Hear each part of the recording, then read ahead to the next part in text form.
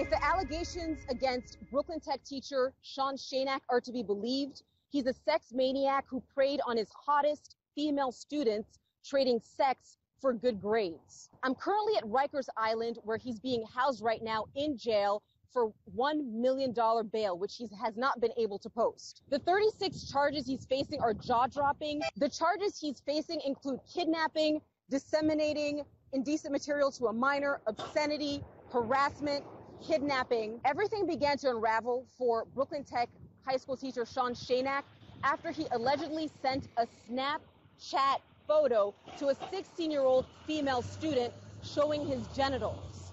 That student took a screen grab of that photo, showed it to her parents, and then the authorities were called in and he was arrested. When he was arrested, police got a search warrant to search his belongings.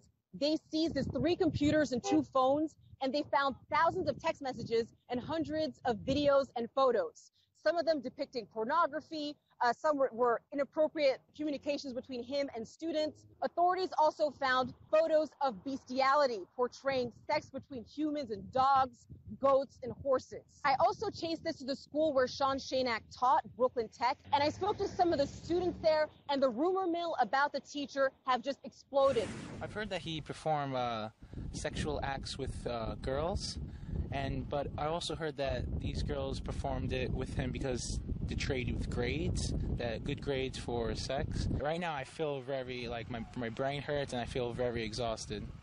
And it's not fair that they're getting free A's when I try so hard and others try so hard. I chased this to a town hall meeting that school's chancellor, Carmen Farina, was holding in front of parents. But the issue of this teaching scandal did not come up. So I asked the school's chancellor, because she's been mum about this issue. Chancellor, what is your stance on the teacher at Brooklyn Tech? Are you doing anything, any disciplinary action against that teacher? Am I turning the camera off really quick? So they definitely do not want to be addressing this issue, but it's been reported that Sean Shaynak, while he's in jail, is still receiving over $52,000 in annual salary.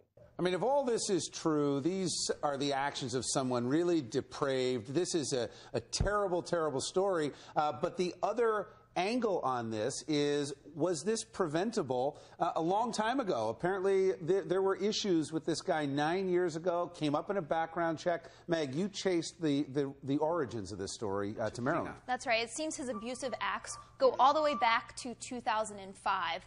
The Daily News was able to get in touch with Javon Watson. He was just 11 years old when he was residing in Maryland, and he says that he was attacked by this teacher in Brooklyn. He grabbed and jumped on me and just turned me around. I was on the ground.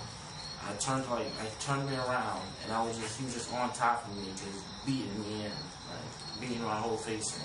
He also, in this video, says that if he was caught back then, maybe this whole situation that occurred in Brooklyn could have been prevented. And he's a big guy. He's more than 6 feet tall. He's more than 200 pounds. I mean, just that image of a big teacher pounding on an 11-year-old, no matter what the original cause of that was. But more than just that, he was arrested for that action. And although there were no charges, there was a restraining order that came up in a search. So my question is, how did this come up in a background check and the guy is still allowed to teach kids? And this attack happened 3 years before the state of New York hired him to be a teacher in Brooklyn. We're seeing all these young lives be destroyed, and there's one more we're not talking about. He has a 9-year-old child who's probably going to have to grow up without a father and have to live with this, being part of this for the rest of his life. But I think the New York school system needs to take a long, hard look at their process for letting folks in. And, there has to be a purpose behind the background check, because this kind of thing should not be happening.